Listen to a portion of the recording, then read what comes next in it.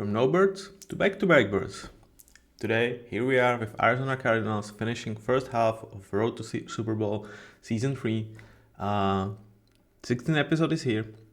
And with the Cardinals, that's pretty high rise from last year, being fourth team to be revealed within this series. Given that we are doing this based on the draft order, this is clearly an ascending team, right? Right? Let's find out whether that's true, what happened in the desert, is there a hope there, and what's next for this team. As usual, we will start doing this by reviewing what they did in terms of 2024 draft. Their first pick was Marvin Harrison Jr., and I was a huge fan. I definitely thought that if you have such a clear blue chip prospect that pairs very well with what you have in terms of QB, that fills a huge need because they didn't have an alpha receiver in their ranks, they should have absolutely drafted him, not to trade down. They did that, and did Marvin's first season was as good as his hype would indicate? No, but like people on the internet like freaking out about him not even crossing 1,000 yards and like not being the promised god wide receiver year one. Calm down, guys. First of all, there was a lot of situation in which it was just there for him to be taking, for him with Kyler to be on exactly right timing that they need. So just a little bit of luck and he would have crossed 1,000 yards. And also what Marvin does for this offense is demands attention, demands defenses to really like figure out how to defend him, which allows some other guys to look better, have more opportunities, have more space. So no reason to panic here. I would say 65 to 70% of what you expected was coming true, which is still pretty good return. As you can see, Marv is no longer my best ranked wide receiver from that class, because what seasons have like Malik Neighbors and Brian Thomas, I felt like they clearly stepped in as top receivers or one of the top receivers. Marvin necessarily did not do that, but I have almost zero doubts that will stop him from becoming one eventually. And as soon as second year, I really do believe that over the summer there will be a lot of videos and pictures with him and Kyler Murray trying to get on the same page, and they could be a lethal combo next season. When we are talking about the draft that Arizona had in 2024, it needs to be reminded that they've invested heavily in terms of this is the draft that we will have a ton of picks. We know that's a great draft, and having 7 picks in top 100. I think it was something like that.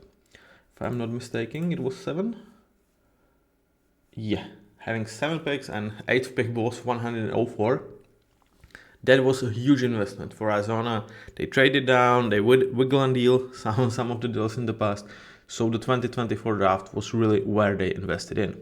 And after Marvin, let's find out how they did. Their 27th pick was Darius Robinson, and I was not a huge fan of this one. I felt like there were better prospects on the board, though I do understand that Arizona needed to address defensive line. And with Darius, they tried to do that. Unfortunately, his season was like really debunked or like derailed with injuries. And I would say, despite me lowering a grade on him, this is more of validity check that I necessarily should have not been that high in terms of him as a draft prospect as of right now, rather than really judging him for his play on the field, because I truly believe that he was just not playing healthy. So not much in return. It's a bit of a disappointment, but it's injury-wise much more than play-wise, where you have your you should be disappointed. So nothing detrimental to his development as far as I'm concerned right now. Behind him, then went for Max Milton, and it felt like yet another reach. Again, I felt like there were better CB prospects on the board, And I do understand that, once again, they had a need. They felt like this is the guy that they absolutely want in their room. And with several picks, as we said, you kind of have this luxury of, if the guy is available, does it really matter if he's supposed to be like 55th pick rather than 41st pick if you have several other draft picks in that area? Well, it does, but not as much as where you have this situation and, for example, are not picking in the next round, because then you really need to go about that pick differently. Max Melton was like a huge athlete freak, really fast, really lanky, and his first year, I'm not gonna say he disappointed, but it's not a season that would make you feel like, okay, we have our cornerback of the future. It's not a season that you would say, oh my god, he's a lost cause, but there was a lot of things left to be desired from his rookie campaign.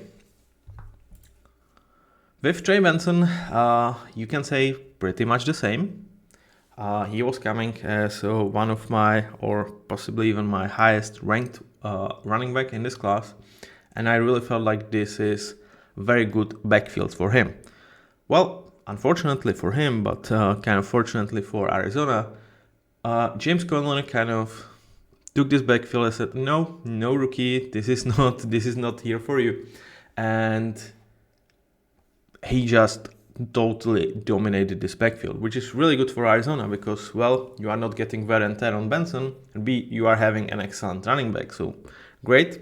When Benson got his chance, there were a lot of good moments, yet there were some where you were like, is he ready? Is his vision necessarily what needs to be for an NFL level?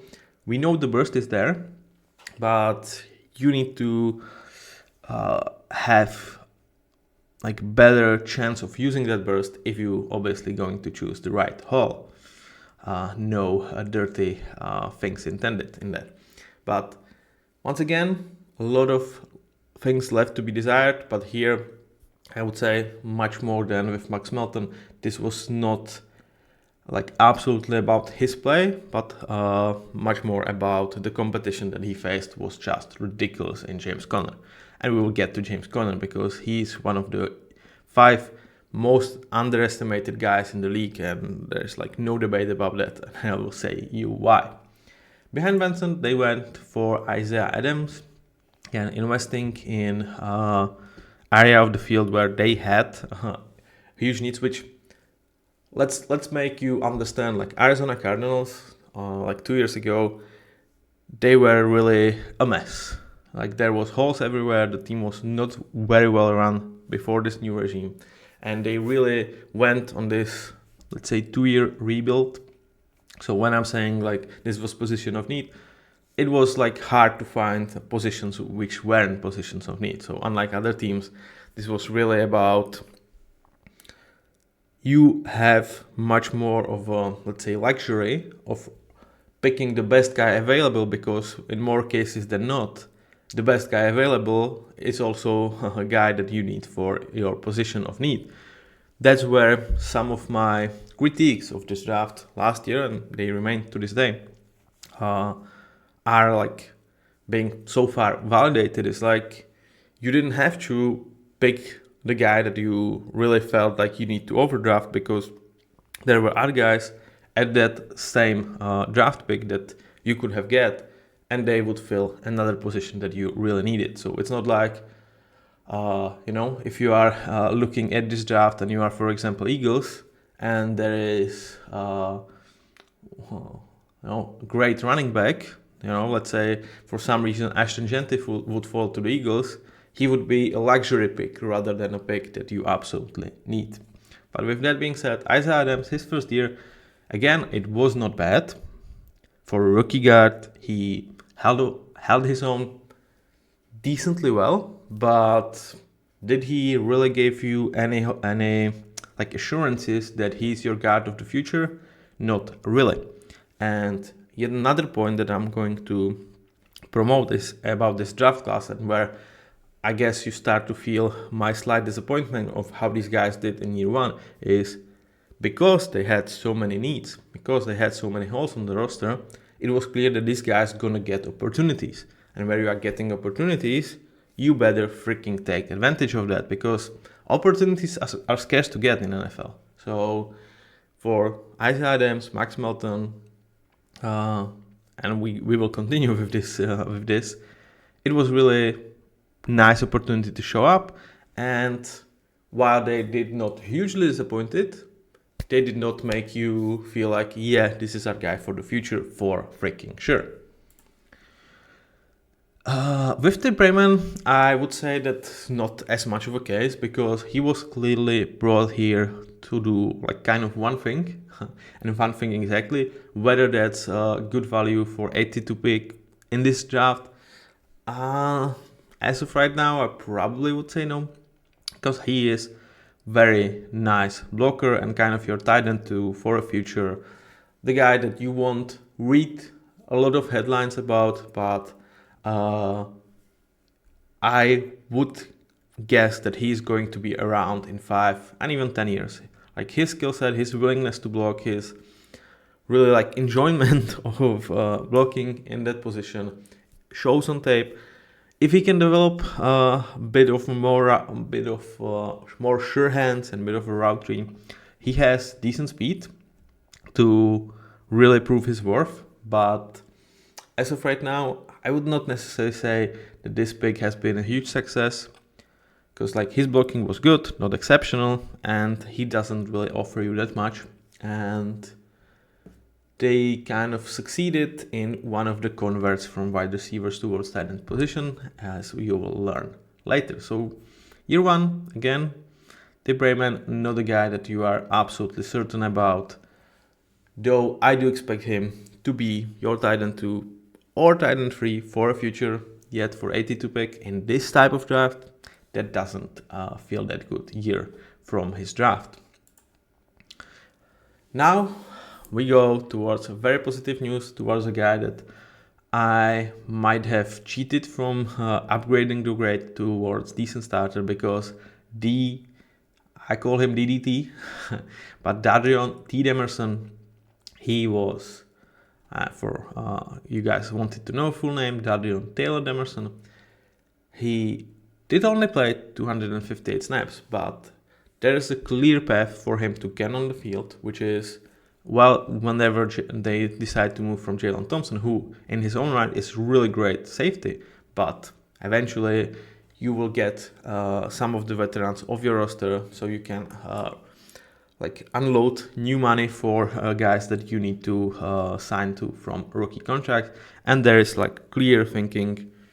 Dadrion is, I would say, safety of the future for the Cardinals, but like even year one, he was like, I'm playing too good for you not putting me out there if Thompson and Buddha are healthy. So they were finding packages in which they could snag him in for 10, 15 snaps a game. And of course, when Jalen Thompson went down for a couple of games, he stepped up and he was really, really good. So definitely a guy to look at. Unfortunately for the Cardinals, if Thompson was playing a different position than a safety, I would say that's a really nice trade value that you can get from him. But unfortunately, league does not value safeties very much, and it's going to be probably Thompson finishing his contract. I think he's signed for 1 more year, and then Dadrion just taking over his place. And Jalen Thompson is going to find another team that's going to be willing to pay him good amount of money because he is a great safety, yet I don't necessarily see Cardinals getting super compensation for him. So with that being said, will they let go of him this season? I don't think so. But I would say 2026 DDTR is your starter unless he gets injured or his second year is just absolutely atrocious, and I don't believe it's going to be. I really liked him in the draft process. Behind him, there were a couple of guys that really did not get on the field too much. Xavier Thomas, Christian Jones, Dejan Palmer, Jaden Davis. Really nothing to be said about these guys. And with that, we finished talking about their 2024 draft. And like I said, and I would say it was clear through the rundown of the players, none of these guys necessarily disappointed, but I would say DDTR, you really feel good about his future. Marvin Harrison, will he be as good as the insane hype on him? I would say it's similar to like Caleb Williams conversation. Like both of these guys did not live up to the insane hype, but that hype was insane and they played well enough to justify the grades that they have and well enough to justify a lot of buzz around them for next year. Beside them, this draft really leaves a lot to be desired, in my opinion, year one, but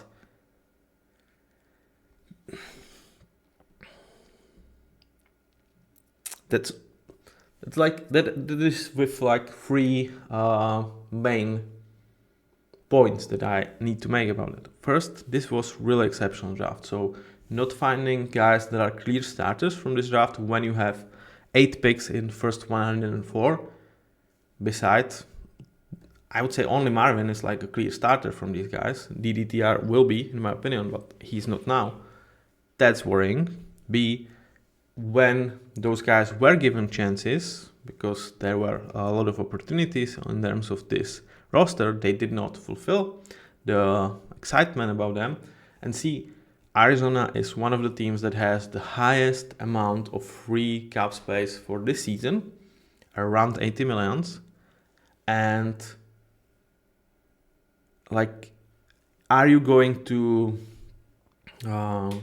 invest this money to improve your roster? Obviously you are going to, but how are you going to approach that when, for example, Max Melton is there? Like, are you going to bring great corner that just stifles Max Melton development and you are kind of not necessarily burying him, but limiting his chances to success very heavily, or you are trusting him? And that's going to be the case for several of these guys that we talked about, and they did not necessarily said, okay, you have to trust me. So that's where I'm a little bit worried for the future of these guys.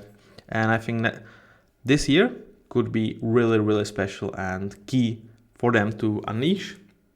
Because if they want, I think Arizona is in the stage of they need to succeed in upcoming years, because nobody super enjoys rebuilding, because that means for several years you are not totally relevant in the league. Now it's time to reap rewards of the rebuild, and so far this draft was not necessarily fruitful in that area. With that being said, let's focus on the roster that was on the field in 2024 and how they did. So we start with Kyler Murray, and I'm not going to lower him, but I'm not going to have him as an amazing starter, which I was definitely thinking about that at some points of his 2024 season. I felt like from the moment that Arizona was really leading the division, was making a statement that yes, we arrived, perhaps even earlier than our rebuild suggested, he felt timid out there. He really felt like he was being handcuffed, but not necessarily by the team. It felt like it was self-handcuffing for some reason. And I'm not sure what happened, where it was okay, we are good enough even without me, so I just need to not lose our games.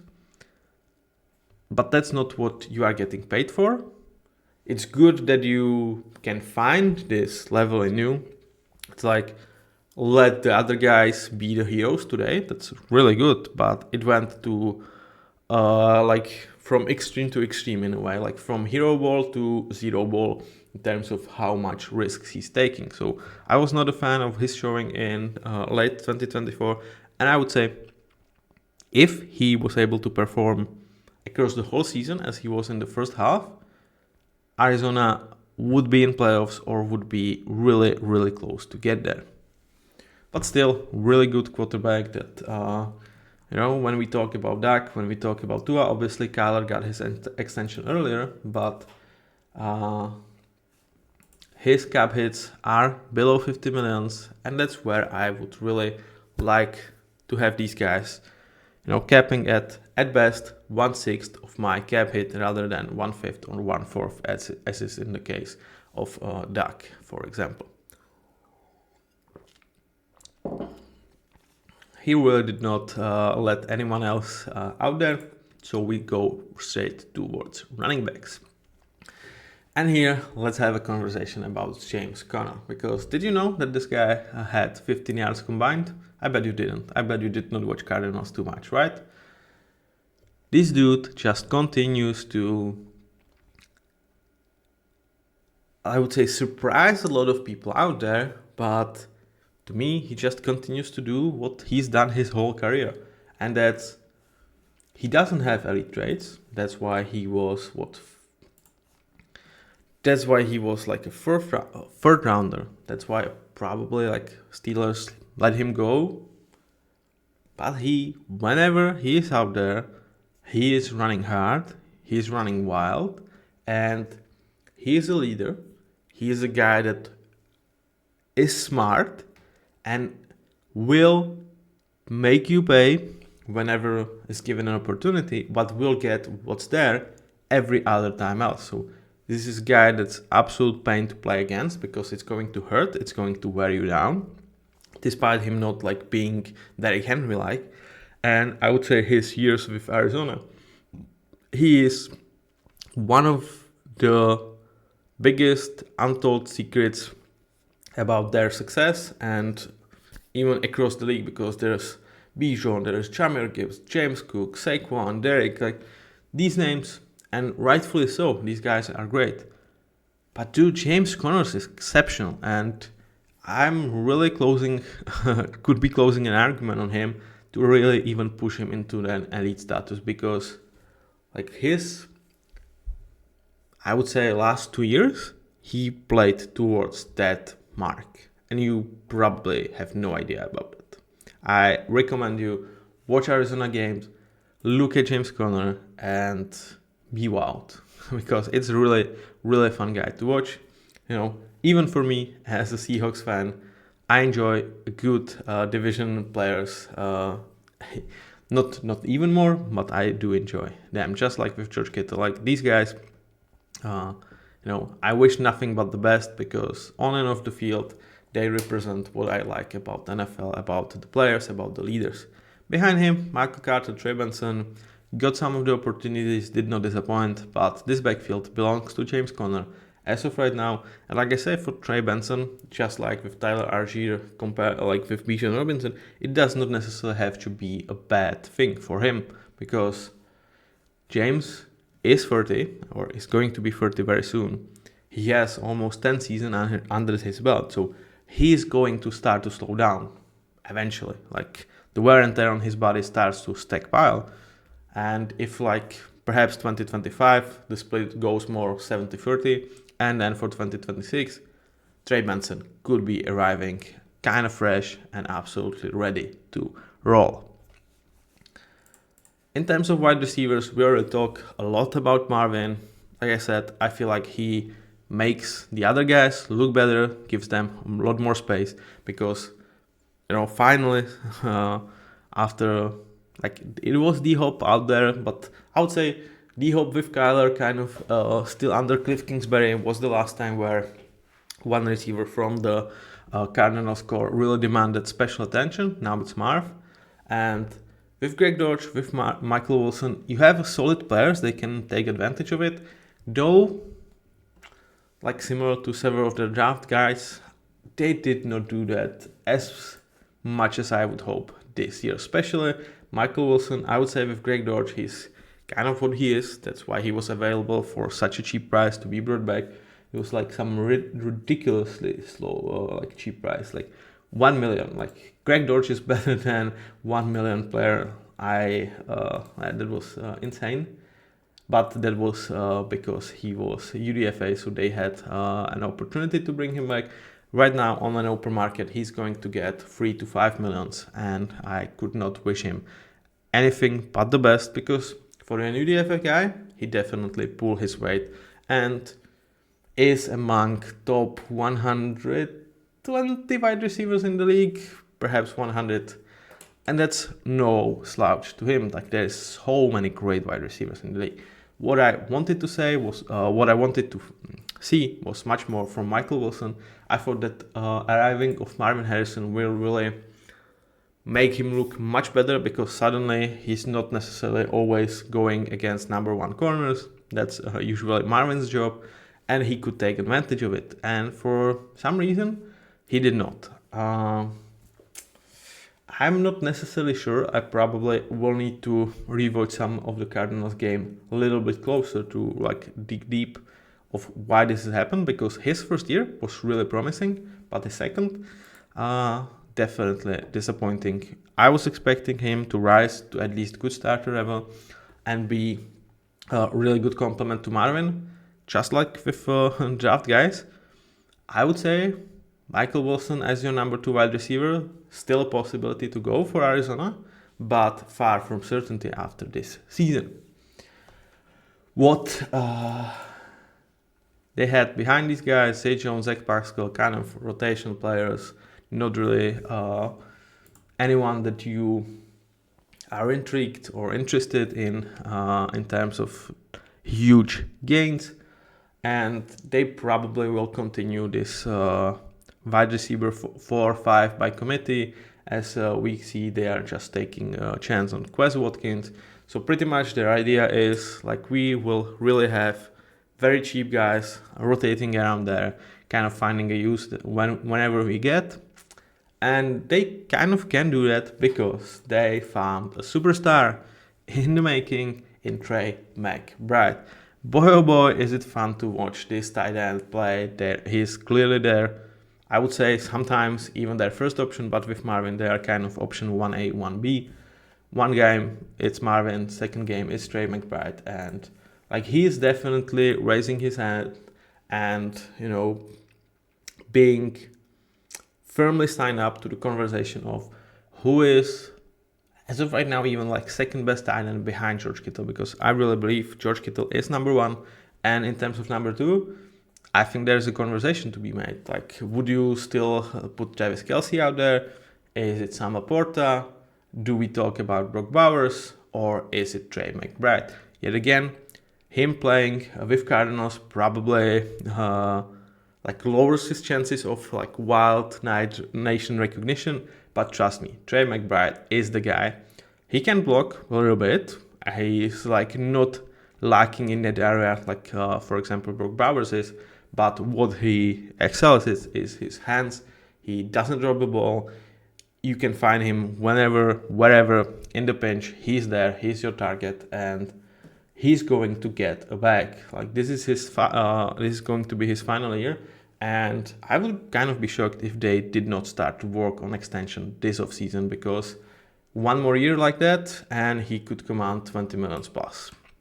Right now, I think you can get him for like 16 to 17, which I'm not saying is like a huge discount, but I just do not expect him to drop off what he is. We talked about Tip Raymond, and I promised you a guy that they converted from a wide receiver, that's Elijah Higgins, and this is really fun convert. So he was always like kind of too big to play wide receiver, and there was a lot of talk about him like converting to tight end because he is stacked. And first year, he kind of was doing similar stuff to Tip Raymond, I would say, but kind of slightly better, adding the wide receiver skill set or catching ball skill set towards his arsenal, unlike Tip Raymond necessarily has. And he's a really like fun tweener to watch. And what a nice find for a 6th rounder. So that's where Tip Raymond stocks kind of falling down, with Trey McBride and Elijah Higgins, both capable blockers, both really good hands. Do you necessarily like absolutely need Tip Raymond? Like, he probably is like much more of a clear blocker than these two guys, so there is going to be a use for him. But with Elijah Higgins ascending, his role I would expect to diminish slightly, a little bit more than they've expected when they drafted Tip. And this is a good work of their developmental coaches. Now let's focus on the offensive line, and here yet another guy that you are absolutely excited about. Exactly the guy that was promised. Paris Johnson really ascending to, once again, I cannot say top 10 left tackles because there's just too many great ones, but for his second year he definitely made leaps towards the degree that you could have dreamed about. He had solid season for tackle year one. Year two, he was like, yeah, I'm here, guys. I do understand what I need to do. I do understand how big I need to be. I've improved my technique. Come on, bring it on. And they brought, and he was like, no, you cannot pass. No, I'm Gandalf here. No, you cannot freaking pass. Paris Johnson, really left tackle of the future. You are super happy to have him for next 3 years on a rookie deal with a 50 option. Like 97% you are picking it up unless he gets injured or just gets absolutely decimated with like a bad play, which I do not expect. On the right tackle, they made a really big commitment to Jonah Williams while signing Kelvin Beachum to be their swing tackle for much cheap. Like they signed him for 2.5 millions while Jonah Williams was signed for like 15 millions a year. And that turned out to not be the greatest decision they made because Kelvin Beachum was kind of playing to the similar level that Jonah Williams. Jonah Williams unfortunately went down really early into the season with the injury. And right now, I do still expect them to retain Jonah Williams because you would not save too much money by cutting him. But it was like kind of one of the weird moves in last of season where we were like, dude, you are not spending money. Okay, but we now spend. For who? Jonah Williams? I mean, he's a solid tackle. Like I still have him, is like a lower tier of the good starters, but I think he is definitely a starter in the league. But that felt like too much of an investment for Jonah Williams, especially when Kelvin Beachum, proved year in, year out that he is very capable tackle. Perhaps you weren't trusting him as a right tackle because he mostly played left tackle and you wanted to move Paris Johnson to the left tackle. But he showed, again, like he is the guy. And for Arizona, I definitely do feel like bringing Kelvin back is going to be the play to back Jonah Williams, as well as drafting a guy to develop for right tackle because I don't really see the future in which they re-sign Jonah Williams. He's a good player. He's 30. He's going to be 29 this year. And like, there's not necessarily a huge ceiling. Beside that, I would say he's much more likely to come back and be probably just a decent starter for years to come. Which again, if that's your swing tackle, you are absolutely stoked about that. If that's your starter, not so much. But overall, they got a really nice play from their tackles. In terms of interior, the things are much less clear. Evan Brown was nice cheap signing, but kind of bridge guard.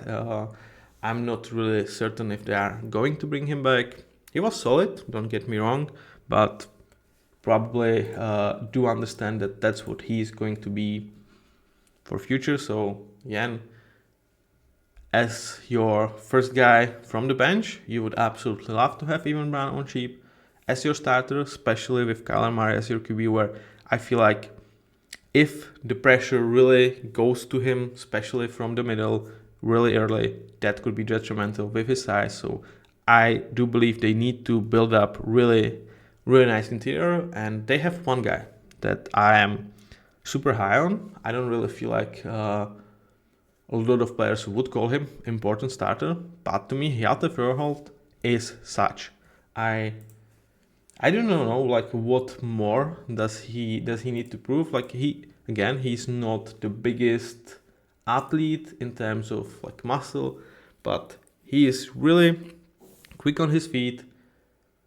He's proving year in, year out that he is capable of improving, and I don't really know what much you want to see from him. I would say that the important starter is his ceiling, so if you guys were saying like he belongs towards more of a good starters, like upper tier, and you should really put him into important starter only after yet another year of being really great, okay.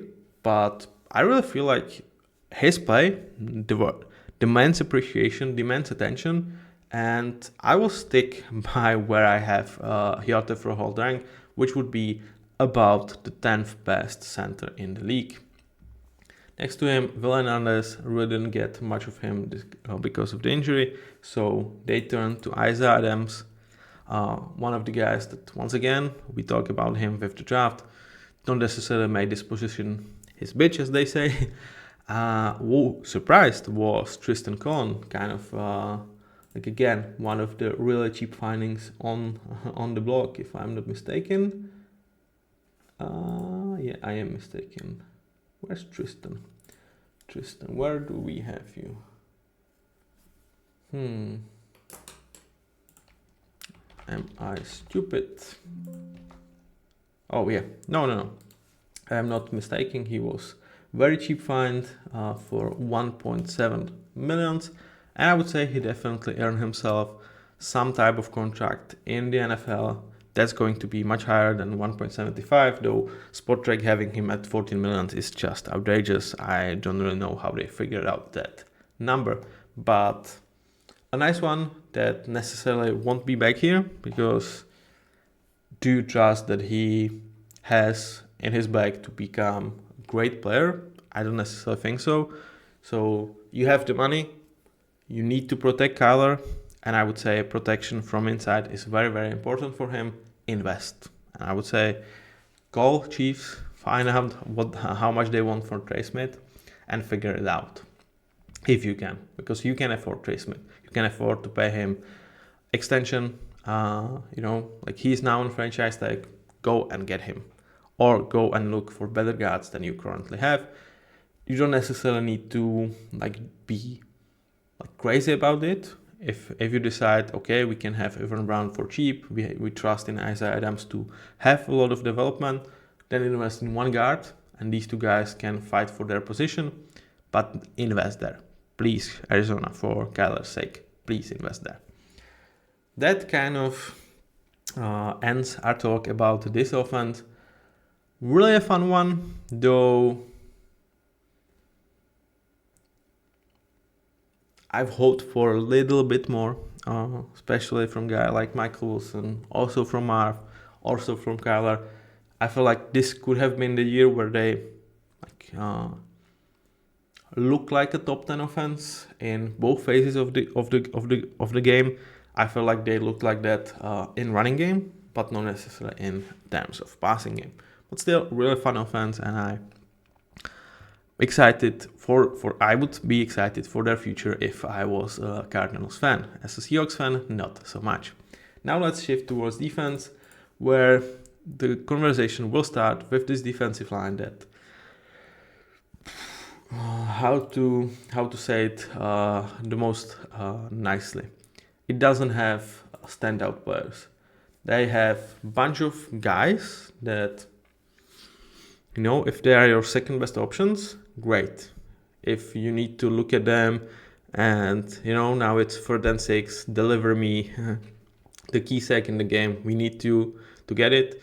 They don't have these players. They don't have difference makers there. They had several guys playing nice football, whether it's convert in Zayvon Collins from linebacker, really one of the best edge defenders in terms of run, but in terms of pass rush, he doesn't really give you that much, though perhaps that's going to develop later in his year, so you cannot forget that they've converted to him from linebacker.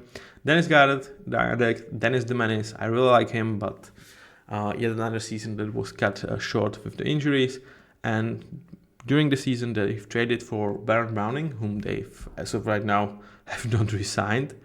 And am I certain that they will? He showed some really nice performances later in the year for them, and it's not like he was super cheap, but also not. He just cost them the 6th rounder, so he was probably cheaper than you would expect. It kind of says how the Broncos felt about him, but it's also he only had half a year left on his deal. So now the question is he going to be a Cardinal for next couple of seasons? I don't think that's necessarily the case. With how much money do they have in terms of free cap hit, and with the investment being only a 6th rounder, I would say they could definitely look for a difference maker out there, and I don't necessarily think like that's Baron Browning. Behind these guys, they unfortunately struggled with a lot of injuries. Before the season started, they've lost BJ Ojulari for the whole season. The guy that in his first season did not look bad at all. He was 2nd round pick for them in 2023. So they've expected more from him. They also lost Justin Jones and Bilal Nichols towards early injuries. Nichols only playing 173 snaps. Justin Jones was able to play only 100. So there was a lot of misfortunes for this defensive line, where it was like we have, let's say, 8 players that we believe that they can play. And we just want to figure out who the guys are for the future. And I would say, unfortunately, as of right now, you still don't know, because the guy that you expected had the most potential were BJ Ojulari and Darius Robinson. They combined played under 200 snaps because of injuries, right? So that's one. The veterans that you've signed for good contracts, like Justin Jones and Bilal Nichols, combined played under 300 snaps. So do you really know? Oh, you don't. And Zayvon Collins is probably like kind of the guy that you are most certain about. But he is really, I would say, one-dimensional edge player, which is not bad for what they are paying him, because that's just $6 million a year, and he really sets an edge like almost no one. He can drop to the coverage, so you can do a lot of fun stuff, and I would say having Zayvon Collins for $6 million is absolute gem, but you still don't have a standout, and you traded for Baron Browning. He showed some flashes, but do you expect him to really tear it up and move towards at least upper echelons of important starter, like in my rankings, which is like justifiable edge number 1 that you can live with? Not necessarily. So the unfortunate situation for the Cardinals with this D-line is like you still have a bunch of guys, and you are absolutely not sure like who are the guys you want and need to be moving ahead. So there is going to be a lot of tough decisions about this group, where it's like we are kind of in the same situation and we was previously to 2024 season, where we still don't know. So we do not necessarily hyper invest, because there was talk about Hassan Reddick, for example, pre-2024, that they could have signed him, could have brought him back. They didn't invest in this group like super heavily. And should they do it now when they pretty much still don't really know? And I would say yes, because clearly the D-line is not great. But is it not great because the guys are really not great, or was it not great because 3 of expected 4 starters were not able to play? Really tough to say. So really one of the positional groups out there that I'm going to watch very, very carefully to see how the Cardinals feel about the situation and how much they address it within free agency and within the draft. I kind of went over this group as a whole, not necessarily talking a lot about like individual players, because there's really not much to talk about. All of these guys that played huge snaps were not necessarily guys that you expect to be great, and they kind of played like as I would expected them to play. They were solid, but nothing else. And when you have several solid players across the line, you are going to end up with one of the worst D-lines in the league, because solid just ain't cutting it. Like you need at least 2 standouts there. One guy that like you can talk about Kyrie Stonga, because he was brought here to be that cork in the middle. That's what he does the best. He did that. But again, like 230 snaps, like there was not a standout in this D-line. They were looking for one. They clearly, this was the year they wanted to find the guy. And we don't know, and we'll see how Arizona feels about that group. Now let's move towards linebackers room. I'm probably getting too comfy with this, but yet again, this is kind of your average group of linebackers. Here it's like much more, I would say, bunched together in terms of there is not huge differences between these guys, though I would say Mike Wilson is the leader of this group, but I would not necessarily put like a huge great difference between him and the other guys.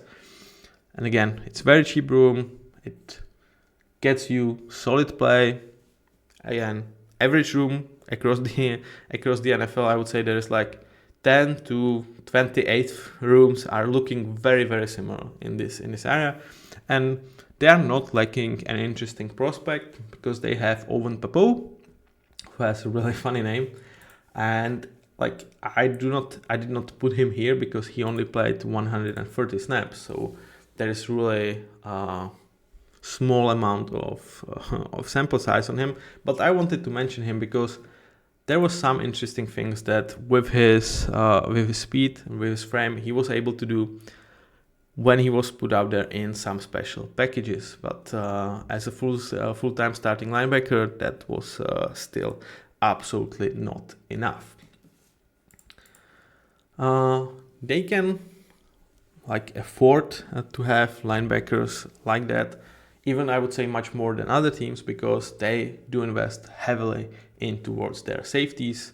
They're, I would say, probably the highest paid duo out there in Budda Baker and Jalen Thompson, and definitely one of the best out there.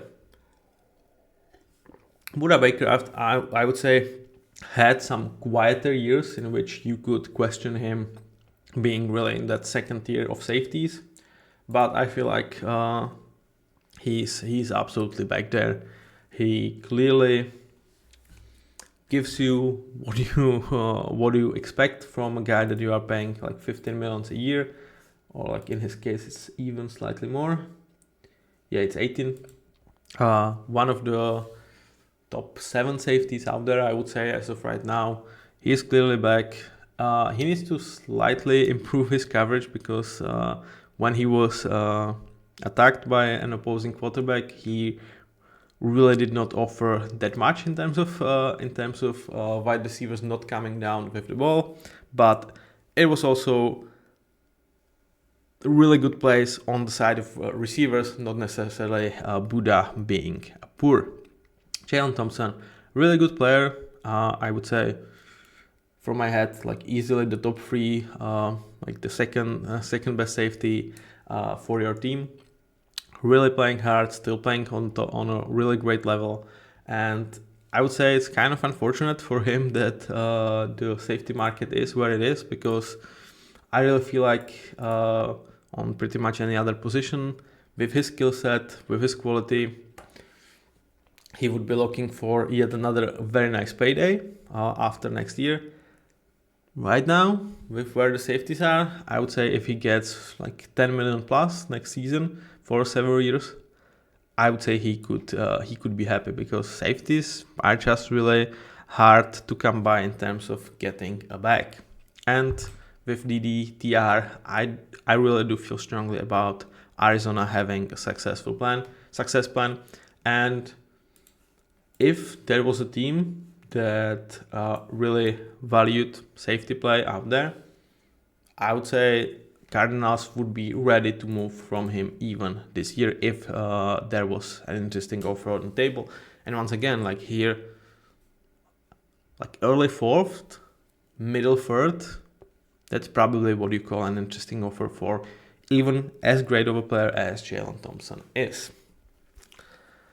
That being said, let's shift towards cornerback room, and there is just one guy that absolutely stands out. That's Garrett Williams. He, I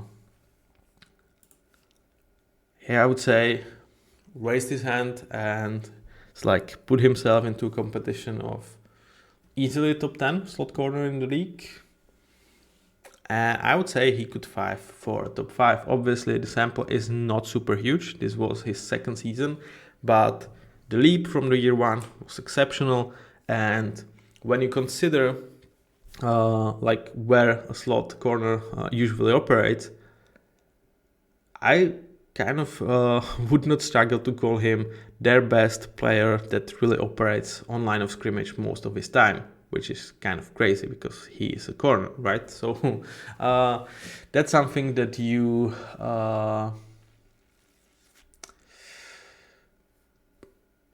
you are not necessarily like stoked about in terms of where your line play is, but it's something that you are super excited when you have Garrett Williams, because really, really special player.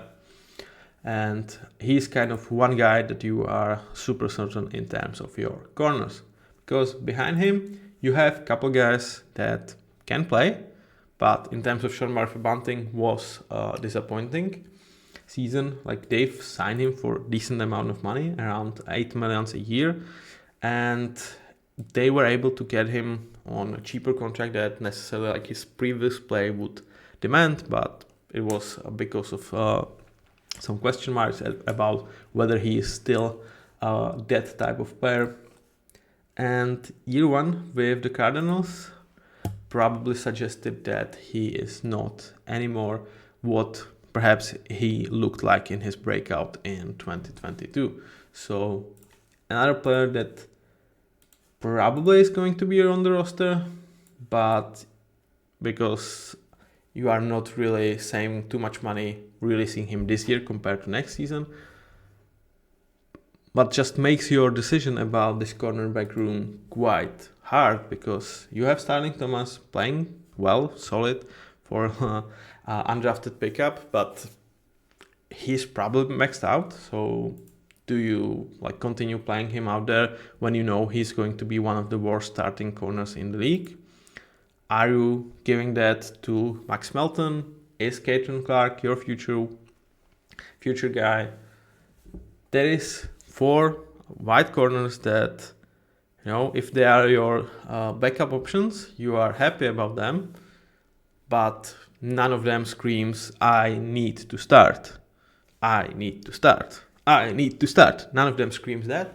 And yet again, they are looking at a situation in which expensive veteran is not pulling his weight, and it's not like super financially healthy to cut him. Like, you can do it, but you are only saving $2 million this year. And you have 3 guys on rookie deals that, you know, you've invested highly in. Max Melton are playing very well in terms of in terms of Starling Thomas. Are you really trusting them to take this position and make strides that would justify keeping them as your, you know, like one of them needs to be your one? Probably not. But again, if you invest highly into this room, what are you going to do? Like, is it wise to have Caitlin Clark as your number 5, because then he's never going to see a field and you kind of wasted him? Is that good when, you know, Max Melton then becomes your probably 4th best as of right now? Again, like, he is going to be super hard for him to get on the field, and you don't want that. So really, yet another situation in which there were opportunities for the players to really show you can trust us. I would say the best guy, like the most proven, the guy that proved the most, that deserves that, beside obviously Garrett Williams, he's a lock, was Starling Thomas. But with him, it's like, well, you were kind of the last guys that we were looking at, because that's probably who you are at your best. We don't necessarily trust in your development. So what are you going to do with this room? Again, it's going to be very, very interesting. Arizona has so much money and so many question marks about these rooms that there could be something in there. And if they do not address those rooms in offseason, you would have to believe that their position coaches are saying, dude, Max Melton, trust me, year 2, he's going to be an absolute stud. But if that's not going to happen, people will be like, what were you doing? We could see it from outside that you are just lacking talent there, or quality. So really, really interested in how they will figure out pretty much the whole defense. The only position where you are absolutely clear is your safeties. And even there, like, there could be some things about Jalen Thompson, but if DDTR goes and plays over Jalen and you trade Jalen, I don't think you've downgraded like super heavily. I do feel like DDTR has potential to be like 80% of Jalen year 1, where he gets his play, and close to what Jalen Thompson is like pretty much year 2, like in 2026. So that kind of ends this discussion about how the 2024 roster performed. Now it's time to hand awards. And in terms of my draft hit, it was DDTR. I feel like he's providing them the best value for the investment.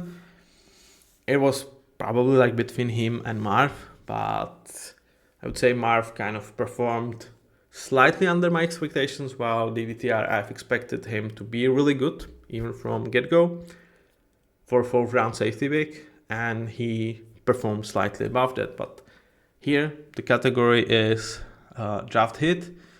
Does he really feel like a hit?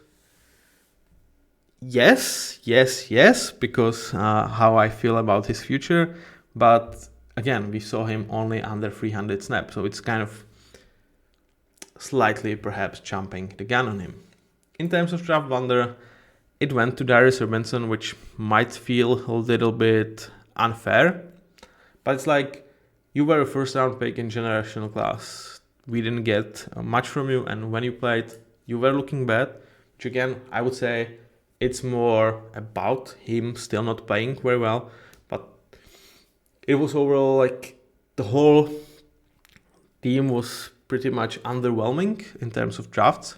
Yeah, like beside Marv and DDTR. So it kind of had to go to someone, and with Darius, kind of his draft pedigree, his 1st round pick justified it. I would say the second could be to Trey Benson.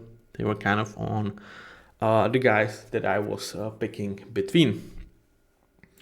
In terms of cornerstone of this franchise, I have to go for James Conner. I would say there was a competition with him and Paris Johnson as 2 best performing players and 2 guys that you really want to build this team around in terms of A, they are leaders, B, they are super good. I mean, you obviously, if we were lazy, cornerstone would always kind of, or in most cases, be a QB. That's not what we are trying to do here. It should reflect an award for a guy that performed absolutely stunningly and really is like the guy that you can build around, even in terms of morale, in terms of leadership, etc. And I feel like James Conner, as of right now, represents that slightly better than Paris Johnson. Really, truly special running back. I hope we will get to see him play for several more years, because I really enjoy his gritty, grinding, running style play. And I wish him nothing but the best, because he needed to work pretty much everywhere where he went for his opportunities. And every single time where management we like this guy more, we like this guy more, we brought you draft competition, James is like, no, this is me, I'm going to run for my opportunities and I'm going to run away with them.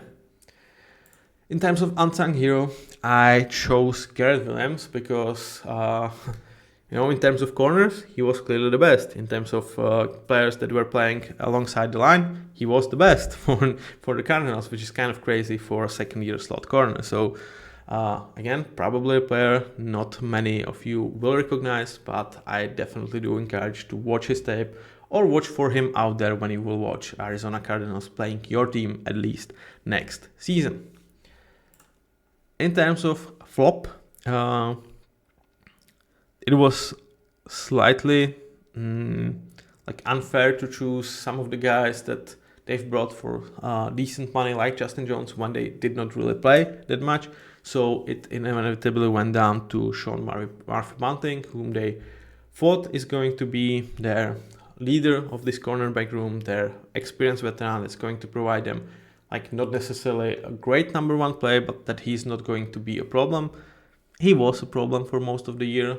Don't let interception kind of tell you otherwise. He was getting burned out there.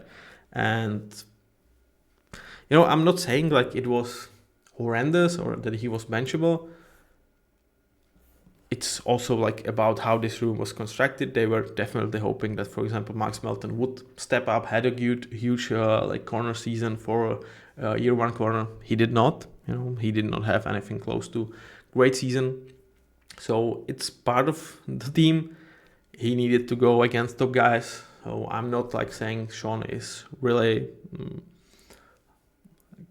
a guy that cannot make it next year. That's why I would probably not cut him. But I needed to hand out this reward to someone, and with this team that like overall played very solidly, Sean Murphy was at the end the guy that I've chosen. That being said, let's take a look at where this franchise is at, and then we go and check the roster for 2025. So where they're at, they have great head coach. I really like the work of Jonathan Gannon.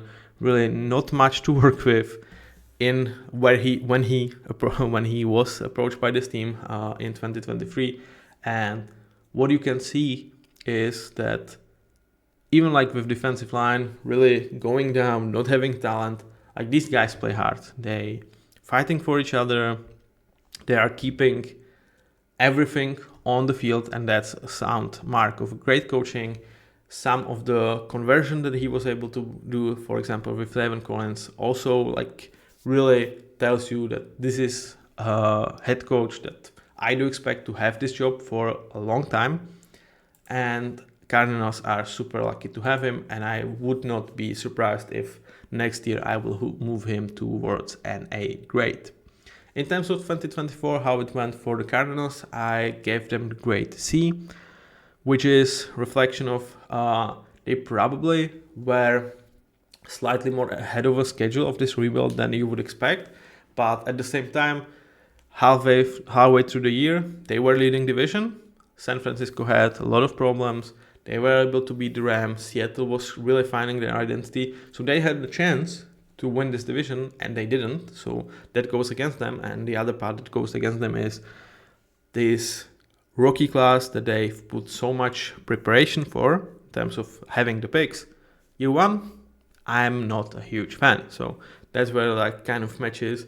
They are probably ahead of the rebuild. There are some very interesting pieces that developing, whether it's Trey McBride, James Conner keeping excellent performance out there, Garrett Williams, etc. But at the same time, they felt like they kind of went too close to the sun, took it too early, and got a little bit burned later in the year. In terms of QB, to me this is neutral because Kyler is borderline top 10 QB out there, and you are not paying him necessarily top bucks. And especially when you look at the remainder of his deal, it's like 45 this year, reasonable cap hit, 55 next year, okay, then 43, and then for 2028 you have a club option, so you can prolong him for 46 millions, which by the time like the cap hit could be around 350. Paying your QB that I would still expect, like Kyler is going to be what like 31 at that point. He should still be kind of himself around the top 10 guy in the league. I do not necessarily think his game will like slow down before he turns 33. Like that's probably where he's like start to slow down heavily, and he will need to adjust just like Russell Wilson tried to adjust, etc. But I feel like contract is structured very reasonably. Like for example, if he struggles heavily in 2025 or he gets like a huge injury, you can get out of this contract for only 20 millions in dead cap hit, which is insane. Like not many contracts offer that, especially when you have a club option. So really you need to go into details comparing this contract and, for example, what Dak has. And even though you might feel like Dak is overall slightly better QB, which I think like I would have them probably on the same level in terms of Dak is probably like better regular season, and Kyler didn't get into the postseason, so perhaps it's not fair towards Dak. But I would say like overall they are kind of very same quality, and that quality is really big, really huge. But the contracts are much more in favor of Cardinals in Kyler's case rather than in Dak. So that's what makes this neutral for me. In terms of hot seat, like I was just saying that I expect Jonathan to have this position for years to come, yet I go with 4. Well, 4 is still really small in terms of 1 to 10 scale. Some of the rookie head coaches have that or even higher. But why I feel like this is not 2, let's say, is where we spent 2 years, almost 3 years, kind of rebuilding this situation. Now it's time to reap rewards. And, if the playoffs won't come in 2025, there might be some questions about his future, and they kind of need to make playoffs in next 2 years because otherwise he's gone. So, and it could be a case that if they go back, which I do not expect, but they have a tough division as we will look at, it might even be his last season. So, you are patient with rebuild, you are happy of the job that he is doing, but now it's time to collect rewards. And if he's not able to do it, there is going to be a pressure for him. I would say they would have to be stupid, or they would have to have really, really bad season, like go 4-13, for them to even consider that. But I definitely see this as potential possibility. I'm sorry. In terms of finances, this was close to 3 pluses because they have a lot of cap hit. But what really made it that it's just 2 pluses is, well, you are paying your QB. That's not necessarily what a lot of other teams that have 3 pluses are on their books. And also, the ownership of the Cardinals is not necessarily known to be overspending. So despite them having 75 millions, it's right now, I think, in terms of cap hit. Yeah. Am I certain that they are going to spend it all? Not really. And also, when you look at how much they are paying to different guys, there are some contracts that I'm not super happy with, whether it's Justin Jones, whether it's Sean Murphy-Bunting, Bill Nichols. Like, those are guys that I would say are slightly overpaid, though you have some guys on insane value, like James Conner for 6.5 million is insane. Last thing that really cuts it from the 3 pluses is rookie conversation that we've already had. When you have 8 guys that could have been here for 4 years and you really expected them to be not really performing towards great standards, that's also a little bit detrimental towards your finances. Strength of this team, I would say, is the run game. One of the best in the league, one of the most fun in terms of how it's being called. Encourage you to watch it. Kyler Murray allows that, James Conner allows that. And I would say, like, even Marv Harrison and Trey McBride have their marks on how the defenses need to set up, and they allow slightly more freedom for the run game of the Cardinals. In terms of division, this is 2 minuses from the Arizona side. When you talk about this division, I would say the talks about 49ers being done or being washed a little bit in terms of what their window's at are greatly exaggerated. You have the Rams that were the closest thing to beating Eagles in the playoffs. Like, look at the game. If it's like 1 minute left, they are 3rd and 2, 15 yards, and I think it was like 5 or 6 points down. If they just run the ball, I think that Eagles are not making it from that round. Maybe I'm stupid for that, but I really feel like Rams wouldn't be able to convert on 4th downs towards the touchdown with Matthew Stafford being on like 12-yard line and having 1 minute to do so. And Seahawks, the only team that won 10 games and did not make the playoffs. Clearly, the defense is getting where the talent would match it, and they still have a lot of nice offensive weapons. We will talk about the Seahawks sooner. They are slightly bit of a team that I'm not like super certain that will ascend to great heights, but I do not expect them to be anything less than team in the middle. And with that being said, Rams having great last couple of drafts, still great QB, great coach. The same you can say about Shanahan and the 49ers. This is one hell of a division. Now, let's focus and shift to how this roster could shape up in 2025. So, with the offensive line, I feel like Jonah Williams, with the money that he is owed, that you can save, I don't think it's wise to cut him. I feel they will continue with these 3 guys, and I do expect them to invest in terms of interior. And I frankly feel like they should. Kyler obviously is going to be behind the center. In terms of playmakers, the only question I have here is kind of whether Michael Wilson is going to be there 2 or 3.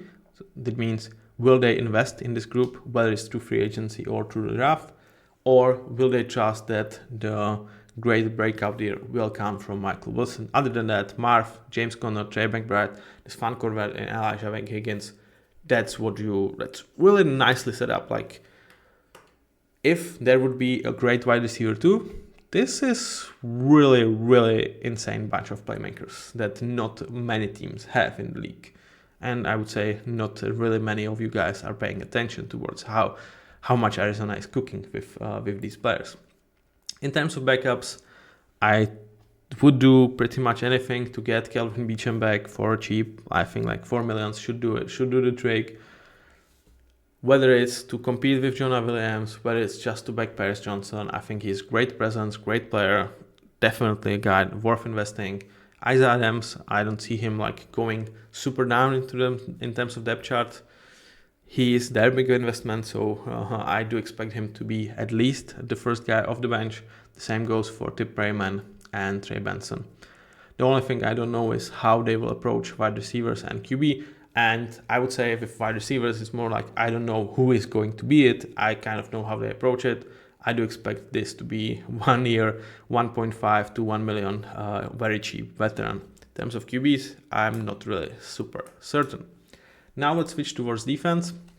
And I feel like Zaven Collins should be one of your starting edge guys, because like he is really good at what he does. Especially like for first and second downs, he should be out there, not necessarily for third downs when you need a bucket from your pass rush. Justin Jones, you've signed him, he did not play. I did not lower him because 100 snaps is just not significant. I do expect him to stay and be a starter for them, but I would encourage them to really look for top guys on the market, bring into this room, despite them having talent beside these guys.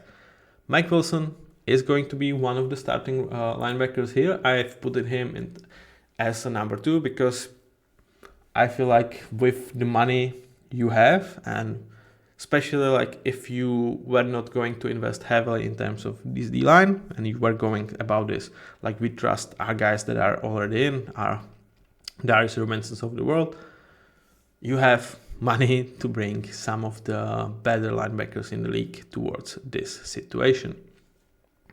Now, for example, if Cleveland Browns were serious about the rebuild, JOK here would make total sense for, I would say, both sides. But, you know, it's Browns. They are planning to draft Shedeur Sanders from what I'm gathering, so yeah, it's the Browns. What can you say? I'm sorry, Browns fans. From what I'm hearing, your offseason is going to look very differently from what I would have done.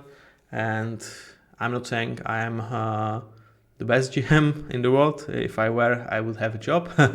In terms of being a GM, I do have a job overall. But yeah, I think Browns are not realizing in how much of a shit they are, or they just don't want to face it. With shortage, I was thinking about how to approach the secondary, and I'm like, dude, when you look at this can be starting, right? It could be you guys are saying, well, we trust in our youth. We have Sean Murphy-Bunting as kind of the safety blanket, security blanket in case one of these guys are looking really atrocious, but we want these young guys to be given an opportunity. We trust that we have top safeties to help them. We have Garrett Williams that we are certain of, and we ride with that. If I were a guy leading the Cardinals, this would probably be my move, and I would be really looking to invest the cap that I have for guards and for defensive line, and I would keep the secondary as it is. So I really went about this in a way how I would do it. Will they do it the same? I doubt it, but this is what we are trying to do, trying to project how I would do with what I would have in hand with the Cardinals roster. In terms of backups, especially in terms of defensive line, you have clearly guys that you want to see play, BJ Ojulari, Darius Robinson, most especially, guys that you can convince yourself that you don't need to invest there because you have potential in these two guys. And I'm not saying you don't. But, 2024 was a huge draft picks. A lot of draft picks. This year is a huge amount of free cap space. And if once again you would come from that season as our line was pretty bad and you had the money to do something about it, it would be hard to explain. So we will see how they approach this. I will not be shocked if they go, we have Robinson, we have Ojulari, we have Collins. We are okay with that. I wouldn't be. In terms of backups for the secondary, DDTR is clear. It could have been on the first chart for sure. Catrell Clark, again, why would you spend pretty much any money unless you are going for big guys in terms of really top players for the corner position, because you have a solid depth there. So with that being said, these were your Arizona Cardinals, team that had the biggest presentations because there were so many draft picks for them to talk about, and so many players to talk about because they really gave an opportunity to a lot of guys in this year. That's where you are not judging them too harshly on not holding on with the lead of the division. Really a team that can surprise a lot of people, I would say, and come out really, really strong in 2025. But it's far, far from gimme, and I'm going to be watching them really, really closely, not only because they are in my division of the Seahawks, but also because they have a lot of opportunities, a lot of ways how to approach this offseason, and I'm very interested in how they are going to do that. Thank you very much for listening. We are halfway through this 32 teams deep series review of how they did in 2024. So if you can, guys, leave a like, leave a comment. It helps tremendously. It helps evaluate what I'm doing, what I'm trying to give you. Thank you very much for listening, and see you with the next one. Next one is going to be Cincinnati Bengals. Bye-bye.